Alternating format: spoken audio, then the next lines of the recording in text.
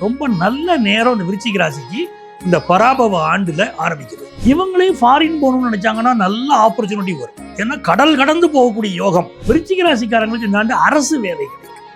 விருச்சிக ராசி பெண்களுக்கும் அரசு வேலை கிடைக்கும். கம்ப்யூட்டர் துறையில பலருக்கு வேலை வாய்ப்பு கிடைக்கும். ரெட்ரோ ஆன்மீகம் நேயர்களுக்கு வணக்கம். இந்த 2026 ஏப்ரல் 14 தமிழ் புத்தாண்டுக்கு 12 ராசிகளுக்கான பலன்கள், பொது பலன்கள் எப்படி இருக்க போகுது அப்படின்றத நம்மளோட ஆத்மார்த்த ஜோதிடர் நங்கநல்லூர் டாக்டர் பஞ்சநாதன் சார் நம்ம கிட்ட டீட்டெயிலாக அதை பற்றி டிஸ்கஸ் பண்ண போகிறாங்க. வாங்க வீடியோக்குள்ளே போகலாம். சார் வணக்கம். வணக்கம் பிரவீன். ரெட்ரோ ஆன்மீகம் நேயர்களுக்கு எனது இனிய தமிழ் புத்தாண்டு பராபவ வருஷ நல்வாழ்த்துக்கள். இந்த ஆண்டுடைய பலன்கள் எப்படி இருக்க போகிறது அப்படிங்கிறதுக்கு மேலே இந்த வருஷத்துடைய கிரக நிலைகளை நம்ம பார்க்கணும். இந்த வருஷம் பிறக்கிறது ரிஷப லக்னத்தில் பிறக்கிறது. 12 லக்னங்களில் ரிஷப லக்னம். உங்களுக்கு ரிஷபம் சொன்னாலே அது காலபுருஷ தத்துவத்துடைய 2வது ஸ்தானம். அது பேர் காசு, குடும்பம், இதை குறிக்கக்கூடிய ஸ்தானம். அந்த காசை குறிக்கக்கூடிய ஸ்தானத்தில் அந்த ஆண்டுடைய லக்னம் பிறக்கிறது. மிக முக்கியமான விஷயம், இந்த ஆண்டுடைய பிறப்பு கிழமை செவ்வாய்க்கிழமை. எந்த நட்சத்திரத்தில் பிறக்கிறதுனா சதய நட்சத்திரம், கும்பராசி. பிறக்கக்கூடிய திதி தேய்பிறை துவாதசி. ஆண்டுடைய கிரகநிலைகள் எப்படி இருக்குன்னா, ரிஷப லக்னத்தில் வருஷம் பிறந்து மிதுன ராசியில் புதன் பகவான், அதாவது குரு பகவான். இந்த மிதுன ராசிங்கிறது புதன் பகவானுடைய வீடு. அங்கே குரு பகவான் அமர்ந்திருக்கிறார். அதற்கு பிறகு சிம்மத்தில் கேது பகவான் இருக்கார். கும்பராசியில சந்திரனும் ராகுவும், மீன ராசியில சனி, செவ்வாய், புதன், இந்த 3 கிரகங்கள் சேர்ந்திருக்கு. இதுதான் புது வருஷத்துடைய கிரக நிலை. இதில் கண்டிப்பாக எல்லாருக்கும் முதல் பிரச்சனையா சார், ஃபஸ்ட்டு ஃபினான்ஷியலாக நம்ம எப்படி இருக்க போகிறோம், இந்த ஆண்டு நமக்கு பண வரவு எப்படி இருக்க போகுது, இல்லை ஏதாவது லோன் வாங்கியிருந்தோன்னா அந்த கடனை கட்டி முடிக்க முடியுமா, இல்லை ஏதாவது புது லோனுக்கு நம்மளை கூட்டிகிட்டு போய் இந்த ஆண்டு விட்டுடுமா அப்படின்னு ஒரு பயம் இருக்குது. பண வருமானம் அப்படின்னு எடுத்துக்கிட்டிங்கன்னா, வருஷம் பிறக்கும் போதே 2வது ஸ்தானத்தில் குரு பகவான், அவருக்கு பேர் தனகாரகன்னு பேர். பண வருமானம் அப்படிங்கிறதுல கேஷ் லிக்விடிட்டி குறையும். டிஜிட்டல் மயமாதல் நமக்கு அதிகமாயிருச்சு இல்லையா? அப்போ டிஜிட்டல் பணத்துடைய பயன்பாடு தான் அதிகமாக போகுது. கேஷ் லிக்விடிட்டி குறையும். வருஷத்துடைய செகண்ட் ஹாஃப்ல பணத்தட்டுப்பாடு நீங்கும். சரி, இந்த 2026 பராபவ ஆண்டு 12 ராசிக்கு என்னென்ன ராசிக்கெல்லாம் மிகப்பெரிய நன்மையான பலன்கள்லாம் தரப்போறாங்க? இருக்கிற ராசிகளில் மிகச்சிறந்த பலன் பெறக்கூடிய ராசி துலா ராசி. அதே போல கன்னி ராசிக்கு குரு பகவான் அற்புதங்களை தரப்போகிறார். மிதுன ராசி மிகப்பெரிய வளர்ச்சி பெறக்கூடிய ராசியாக இருக்கிறது. அடுத்தது மகர ராசி, நல்ல லாபம், சந்தோஷம் காத்து கொண்டிருக்கக்கூடிய ராசி மகர ராசி. அப்படி இந்த ராசிகள்லாம் ரொம்ப நன்மைகளை பெறப்போகுது இந்த ஆண்டு. சிக்கல்கள்ல எந்தெந்த ராசிகள்லாம் இருக்க போகுது? சிக்கல்கள் அப்படிங்கிறத விட கொஞ்சம் கவனமாக இருக்க வேண்டிய மக்களாக நம்ம எடுத்துக்கலாம். அந்த கவனமாக இருக்க வேண்டிய விஷயங்கள்ல எவ்வளவு வெற்றிகள் வந்தாலும் கன்னி ராசி கொஞ்சம் கவனமாகவும் இருக்க வேண்டியிருக்கு. அது மாதிரி இந்த காலகட்டத்தில் தனுசு ராசி மக்கள் கொஞ்சம் பொருளாதாரத்தில் எச்சரிக்கையாக இருக்க வேண்டிய அவசியமும் அவங்களுக்கு வருது. கும்பராசிக்கு நாவடக்கம் இருந்தால் இந்த ஆண்டு ஒரு சிறந்த ஆண்டாக இருக்கும். மேஷராசியை பொறுத்த வரைக்கும் ஒரு 7.5 சனி தொடங்குவதனால அவர்கள் பணி விஷயங்களில் கூடுதல் கவனம் எடுத்துக்கொள்ள வேண்டியிருக்கும். இப்படி கவனமாக இருந்தாலும் இந்த ஆண்டு நல்ல ஆண்டு தான். சரி, இது மட்டும் இல்லாமல் பண வரவு, பெண்களுடைய வாழ்க்கை எப்படி இருக்க போகுது, வாழ்க்கை ஓவராலாக எப்படி மேம்பட்டு இருக்க போகுது அப்படின்றத, இந்த ஓவராலாக 12 ராசிக்கும் எப்படி இருக்க போகுதுன்றத உங்ககிட்ட டீட்டெயிலாக கேட்டு தெரிஞ்சுன்னு ஆசைப்படுறேன். வாங்க வீடியோக்குள்ள போகலாம். நிச்சயமா முழு பலன்களையும் பார்ப்போம். சரி, விருச்சிக ராசிக்கு இந்த பராபவ ஆண்டு 2026 எப்படி இருக்க போகுது? விருச்சிக ராசிங்கிறது காலபுருஷ தத்துவத்துடைய 8வது ராசி. நீங்க போய் ஒரு மிதுன ராசிக்காரங்கள்ட்ட ஒரு ரகசியம் வெளியவே சொல்லக்கூடாது அப்படின்னு சொல்லி வைக்கிறீங்க வச்சுக்கோங்களேன், சரிங்கன்னு சொல்லிட்டு ஊர் ஃபுல்லாக சொல்லிடுவாங்க. விருச்சிக ராசிக்காரங்கள்ட்ட போய் இது யார்கிட்ட வேணா சொல்லின்னு சொல்லி பாருங்க, அவங்க ரகசியமா உள்ள வச்சுக்கிடுவாங்க. எந்த ரகசியமும் உங்க மனசை தாண்டி வெளியே போகாது. ஏன்னா அது காலபுருஷ தத்துவத்துடைய 8வது ராசி, மறைபொருள் ராசின்னு பேர். இந்த விருச்சிக ராசிக்கு அர்த்தாஷ்டம சனி நடந்துகிட்டு இருந்துச்சு. இதயம் சம்பந்தப்பட்ட பிரச்சனை, வேலையில பிரச்சனை எல்லாம் இருந்துச்சு. இப்போ என்ன பெரிய யோகம்னா சனி விலகிட்டார் 4ஆம் இடத்தை விட்டு. அர்த்தாஷ்டம சனி விலகியாச்சு. அட்டமத்தில் குரு இருந்து இவங்களுக்கும் பிள்ளைகளுக்கும் இடையில ப்ராப்ளம் இருந்துச்சு. இப்போ இவங்க அந்த குருவும் 9ஆம் இடத்துக்கு போறார் ஜூன் 2ஆம் தேதி. அப்படிங்கும்போது இவங்க குடும்பத்தில் ஒரு இனிமையான சூழ்நிலை. இவங்களே ஃபாரின் போகணும்னு நினைச்சாங்கன்னா நல்ல ஆப்பர்ச்சுனிட்டி வரும். ஏன்னா கடல் கடந்து போகக்கூடிய யோகம் குரு அந்த தண்ணீர் ஸ்தானத்தில் போய் உட்கார்றாரு. கடல் கடந்து போகக்கூடிய யோகம். அப்போ ஒரு ஃபாரினுக்கு ஒரு வேலைக்காக போகிறது, ஒரு படிப்புக்காக ஹையர் எஜுகேஷனுக்காக போகிறது, இது எல்லாமே இவங்களுக்கு இப்போ கைகூடி வரப்போகுது. ரொம்ப நல்ல நேரம் இந்த விருச்சிக ராசிக்கு இந்த பராபவ ஆண்டில் ஆரம்பிக்குது. ஆனால் விருச்சிகம்னா என்ன நினைக்கிறீங்க? நேர்மை. விருச்சிகம்னா உழைப்பு. அதுதான் விருச்சிகம். எப்போவுமே பார்த்தீங்கன்னா கடினமாக உழைப்பாங்க. ஒரு ஆஃபீஸில் ஒரு விருச்சிக ராசிக்காரங்களை உட்காட்டி வச்சுட்டிங்கன்னா முதலாளி இல்லாத போதும் சின்சியராக அவர் உழைப்பார். ஆனால் கூட இருக்கிறவங்க எல்லாம் அவர் அப்ரிஷியேட் பண்ணுற மாதிரியே இருக்கும். அவர் இல்லாத நேரம் முதலாளிகிட்ட போட்டு விடுவாங்க இவரை பற்றி. என்னன்னு கேட்டிங்கன்னா, இவர் உழைக்கிற மாதிரி மற்றவங்களும் உழைக்கணும்னு எதிர்பார்ப்பார். முடியாது இல்லை அது. அப்போ எல்லாரும் இவர் எப்போ வெளியே போவாங்க அப்படின்னு காத்திருப்பாங்க. ஆனால் விருச்சிக ராசி நேர்மையான ராசி. சார், ஆனால் இந்த விருச்சிக ராசி ஒரு டவுட்லேயே இருக்காங்க சார். எல்லாரும் நம்மளை பற்றி ஏதோ தப்பாக பேசுகிறாங்களோ, எல்லாரும் நம்ம மேலே கோபமாகவே இருக்காங்க, இந்த உலகமே நம்மளை எதிர்த்து நிற்கிதோ அப்படின்ற மாதிரி இருக்காங்க. விருச்சிக ராசியில் சந்திரன் நீச்சமடைகிறார். விருச்சிக ராசியில் ஒரு மாமியார் இருந்தால் மருமகளுக்கு அவங்கள பிடிக்கவே பிடிக்காது. விருச்சிக ராசி மருமகளை எந்த மாமியாருக்கும் பிடிக்காது. இவங்களுக்கு வெளியே தைரியமாக செய்வாங்க, உள்ளுக்குள்ள ஒரு தாழ்வு மனப்பான்மை. சந்திரன் நீச்சம் அடையது இல்லை, அதனால தாழ்வு மனப்பான்மை. எல்லாரும் நம்மளை கட்டி பார்த்தா நினைக்கிறாங்க அப்படிங்கிற எண்ணம் அதனால தான் விருச்சிக ராசிக்காரங்களுக்கு வருது. அப்படி கிடையாது, உலகம் அப்படி தாழ்வால நினைக்காது. இவங்க மேலே ஒரு எச்சரிக்கையோடு தான் உலகமே இருக்கும். ஆனால் இவங்க நினைச்சுக்கிறது நம்ம தாழ்வு மனப்பான்மையோடய இவங்க இருக்காங்க, மற்றவங்களை நம்ம தப்பாக நினைக்கிறாங்க அப்படின்னு கற்பனை பண்ணிக்கிடுறாங்க. நிறைய விருச்சிக ராசிக்கு பெண்களுக்கு பார்த்தீங்கன்னா கர்ப்பப்பை பிரச்சனை இருக்கும். சந்திரன் நீச்சமடைவதனால கர்ப்பப்பை பிரச்சனை பலருக்கு இருக்கும். இவங்க எப்பேற்பட்ட துறையில் இருந்தாங்கன்னா பெரிய லெவலுக்கு வருவாங்க சார்? அரசியல். விருச்சிகம்னாலே அது அரசியலில் வந்தால் பெரிய ஆளாக வருவாங்க. எந்த ஒரு நிறுவனத்திலும் தலைமை பொறுப்பை தொட்டே தீர்வார்கள்.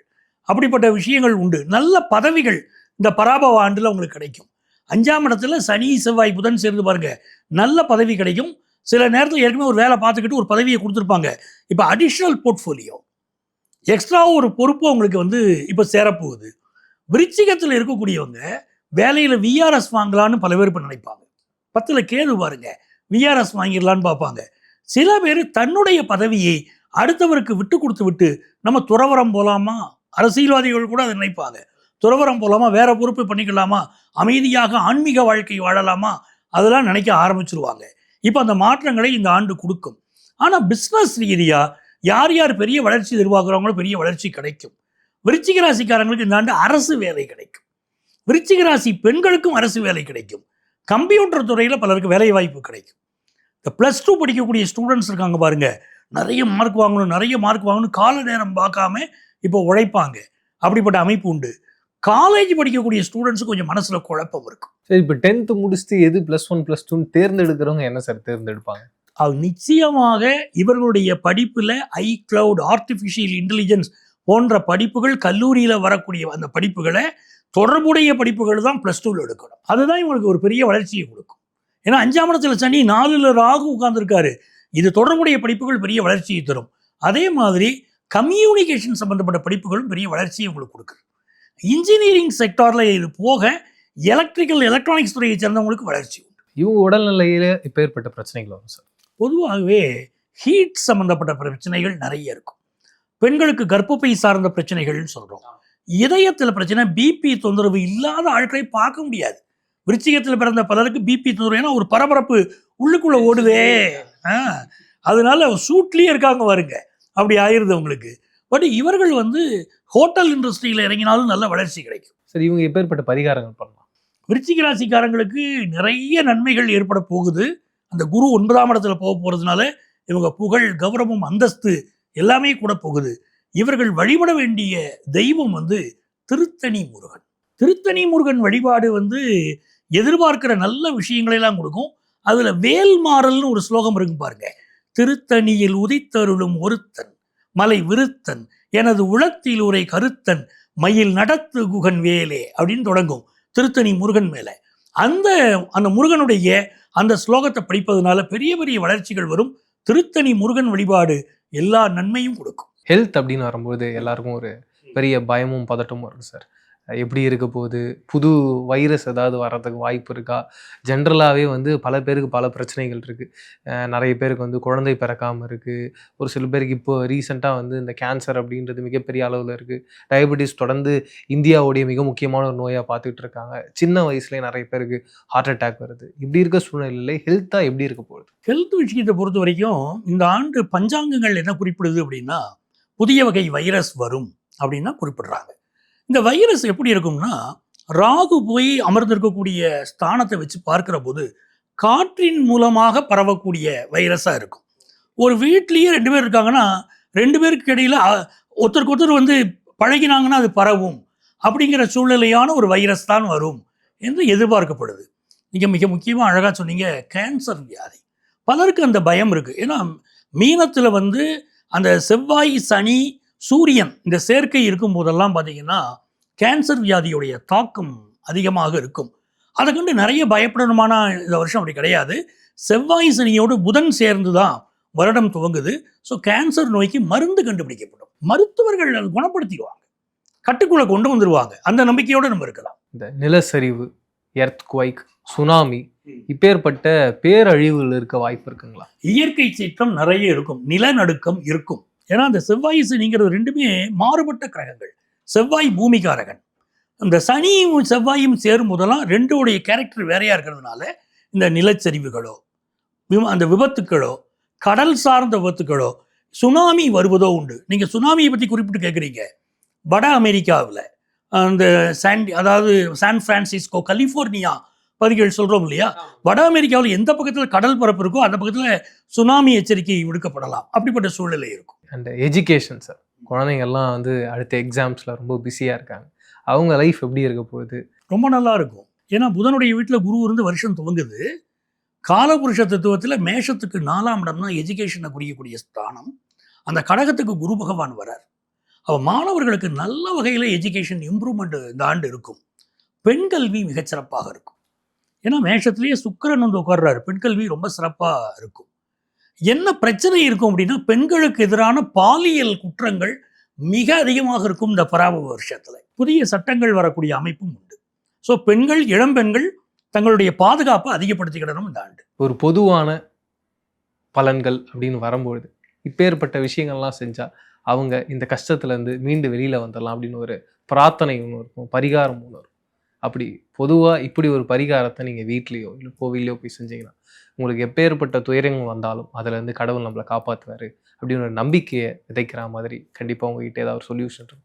அது என்னன்னு தெரிஞ்சுக்கணும்னு ஆசைப்பட்றேன் சார். அதாவது இந்த ஆண்டு வந்து பிரச்சனைகளுக்குரிய ஆண்டு இல்லை, நன்மைகளுக்குரிய ஆண்டு. எந்த ஒரு மனித வாழ்க்கையாக இருந்தாலும் அதில் வந்து இன்பமும் இருக்கும், துன்பமும் இருக்கும். ஒரு பொழுதுனா இரவும் இருக்குது, பகலும் இருக்குது. அப்படி சில விஷயங்கள் மாறி வரும். பராபவ ஆண்டு மிக நல்ல ஆண்டு. நம்ம மக்கள் வாழ்க்கையில் முன்னேற போகிற ஆண்டு. நிறைய அனுபவங்கள் இவர்களுக்கு கிடைக்க போகிறது. கல்வியில், மருத்துவத்தில் உள்ள முன்னேற்றத்தை பற்றிலாம் நம்ம பேசினோம். அதனால இவர்களுக்கு மிக நன்மையான ஆண்டு. H1B விசா ப்ராப்ளம் சால்வ் ஆக பற்றி பேசுகிறோம். அப்போ இவ்வளவு நன்மையான ஆண்டு. ஆனால் நோய் தாக்கம் அப்படின்னு ஒன்று இருக்கிறதும், இந்த பொருளாதார தட்டுப்பாடு விஷயத்திலும் விலைவாசி உயரப்போகுதுன்னு சொல்கிறோமே. அப்போ இதிலிருந்து எப்படி நம்ம வந்து இறைவனுடைய அனுக்கிரகம் நமக்கு வேணும் அப்படின்னா, அவரவர்கள் அவங்கவங்க குலதெய்வத்தை கும்பிடணும். எப்பவுமே என்னுடைய நிகழ்ச்சிகளில் நான் அந்த குலதெய்வ வழிபாட்டுக்கு ரொம்ப முக்கியத்துவம் கொடுப்பேன். அதுக்கு காரணம், நம்முடைய முன்னோர்கள் பரம்பரையாக நம்ம கும்பிட்ட சாமி அது. நம்ம அப்பா கும்பிட்டுருக்காரு, நம்ம தாத்தா கும்பிட்டுருக்காரு, நம்ம பூட்டம் கும்பிட்டுருக்காரு. அதே இடத்துல நம்ம கும்பிடுறோம். நம்ம ஜீன்ல இருக்க அந்த தெய்வம் கலந்து இருக்கு இல்லையா, அதனுடைய ஆற்றல் மிக அதிகமாக இருக்கும். அப்போ நம்மளுடைய, நீங்கள் ஒரு தெய்வத்தை போய் ஊரில் போய் கும்பிடுறீங்க, அந்த தெய்வம் உங்களுக்கு ஒரு நல்ல பலன் தரணும்னா கூட உங்கள் குலதெய்வத்துடைய அனுமதி வாங்கி தான் கொடுக்க முடியும். ஆகவே தான் அந்த குலதெய்வ வழிபாடுன்னு செய்துட்டா எந்த சிக்கல்களும் வராது. அதே போல் வனதுர்க்கை வழிபாடு, வனதுர்க்கை ஹோமங்கள் இந்த ஆண்டு செய்தால் மிகப்பெரிய வளர்ச்சி ஏற்படும். அந்த வனதுர்க்கை வழிபாட்டை அதிகம் செய்யணும்.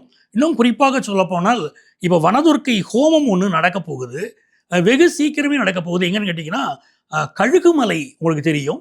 கழுகுமலைக்கு பக்கத்தில் பழங்கோட்டை அப்படிங்கிற ஊர் இருக்குது. அங்கே ஆதிபராசக்தி கோயில் இருக்குது.